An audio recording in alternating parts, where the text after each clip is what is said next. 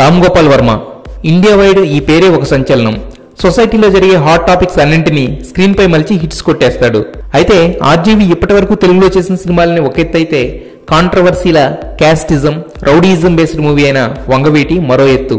Cinema shooting టైంలోనే చంపేస్తామంటూ బెదిరింపులు వచ్చాయి. అయినా తగ్గని వర్మ తేల్చుకుందాం అనే రేంజ్ లో థియేట్రికల్ ట్రైలర్ రిలీజ్ చేశాడు.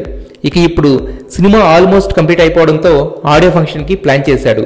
ఆ ఆడియో ఫంక్షన్ కోసం సెలెక్ట్ చేసిన వెన్యూ పేరు వినగానే అందరికీ వణుకు స్టార్ట్ అయింది. విజయవాడలోని కోనేరు లక్ష్మయ్య ఇంజనీరింగ్ కాలేజీలో డిసెంబర్ 3న గ్రాండ్ గా ఆడియో లాంచ్ జరగబోతుంది. అసలే బెదిరింపులు వచ్చిన నేపథ్యంలో జాగ్రత్త పడాల్సింది పోయి డేరింగ్ స్టెప్ తీసుకుంటున్నాడు వర్మ.